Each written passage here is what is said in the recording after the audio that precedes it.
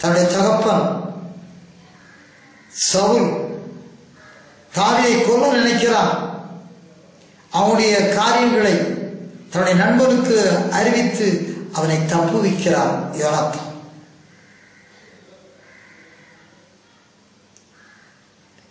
தகப்பனுடைய திட்டங்களை கூட, சரியில்லாத திட்டங்களை கூட தன்னுடைய நண்பனுக்கு அறிவித்து நண்பனை காப்பாற்றுகிற தன்மைக்கு வருகிறான் யோனத்தான். நல்ல நட்பு. யோனத்தான் சாதாரண ஆள் அல்ல, ஒரு அழகேந்திரன், நல்ல அழகான ஒரு மனிதன், ஒரு வீரன். அவன் எல்லா பயிற்சிகளையும் பெற்ற ஒரு மனிதன் தான்.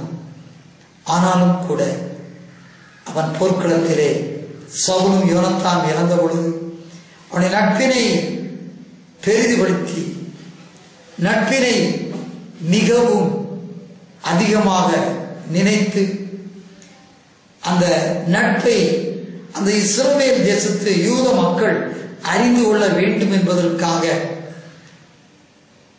மெபிகோசேத் என்ற ஒரு பாடலை இயற்றி, அந்த இஸ்ரவேல் யூத ஜனங்களுடைய பிள்ளைகள் தெரிந்து கொள்ள வேண்டும், நட்புக்கு இலக்கணமாக தாவீதையும் யோனத்தானையும் அங்கே காட்டுகிறான். அந்த பாட்டின் மூலமாக சாங் ஆஃப் த பவுல் என்ற ஒரு பாட்டின் மூலமாக நட்புத்தன்மை தனக்கு வர வேண்டிய அந்தஸ்தை கூட இழப்பதற்கு தயாராக இருக்கிறது. தான் பட்டத்துக்கு வர வேண்டிய மகனாக இருந்தும் கூட அதை பெரிதுபடுத்தாமல், தன்னை விட என்னுடைய நண்பன் மிகவும் திறமைசாலி, கடவுளுக்கு பயந்தவன், அவன் செய்கிற காரியத்தை இறைவன் ஆசீர்வதிக்கிறார், அதனால் என் நண்பன் பட்டத்துக்கு வர வேண்டும்,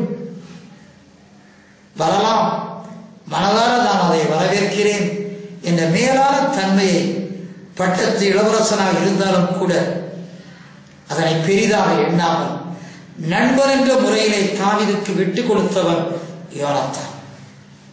சவுலும் யோனத்தான் மரித்தாலும் கூட அவனுடைய சந்ததிகள் அநேக பேர் சண்டையிலே மரித்தாலும் கூட யோனத்தானுடைய மகன் ஒருவன், ஒரு நொண்டி ஒரு பிள்ளையை தன்னுடைய அரசவையிலே சேர்த்து ராஜா போஜனம் பண்ணுகிற பானத்தை பந்தியிலே பங்கு கொள்ளும்படியாக செய்கிறார் தாவீது யோனத்தானுடைய அந்த நொண்டியான மகனுக்கு. பார்த்தீர்களா? நட்பு நண்பனுடைய பிள்ளைக்கு இறங்குகிறது. நட்பு தகப்பன் சதி செய்த வேளையிலும் நண்பனை காப்பாற்றுகிறது. நட்பு உண்மையான நட்பு.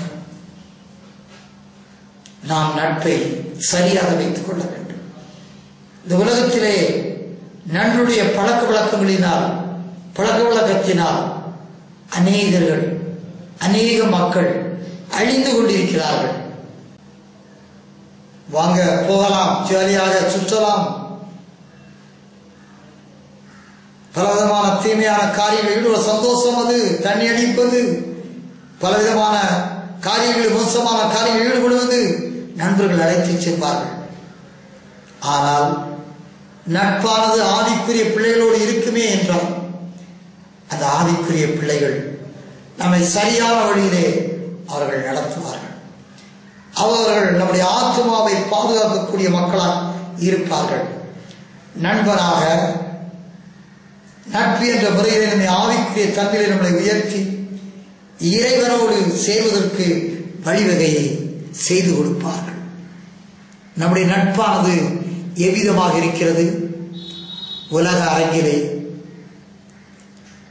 களியாட்டுகளை விரும்புகிற மக்களோடு நம்முடைய நட்பானது இருக்கிறதா?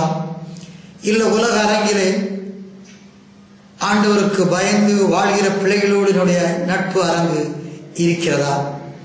அருமையான சகோதரனே, அருமையான சகோதரியே, இதை ஒரு நிமிடம் நாம் தியானிக்க கடமைப்பட்டிருக்கிறோம். நாம் ஒரு நிமிடம் இதை தியானிப்போம். நம்முடைய நட்பு கர்த்தருக்கு பயந்த மக்களோடு இருக்கிறதா? இயேசு சொன்னார், நான் உங்களை இனிமே வேலைக்காரன் என்று சொல்ல எனக்கு விருப்பம் கிடையாது. நீங்கள் என்னுடைய நண்பன். நண்பனுக்காக ஜீவனை கொடுப்பதே சிறந்த அன்பு. நான் உங்களுக்காக என்னுடைய ஜீவனையே சிலுவையிலே கொடுத்திருக்கிறேன்.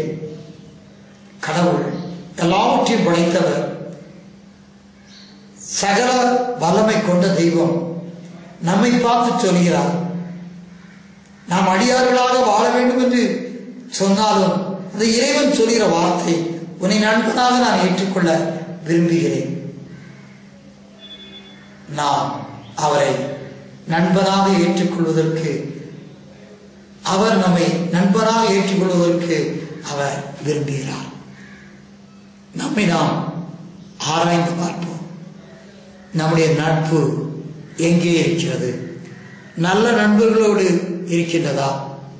ஆவிக்குரிய பிள்ளைகளோடு இருக்கின்றதா?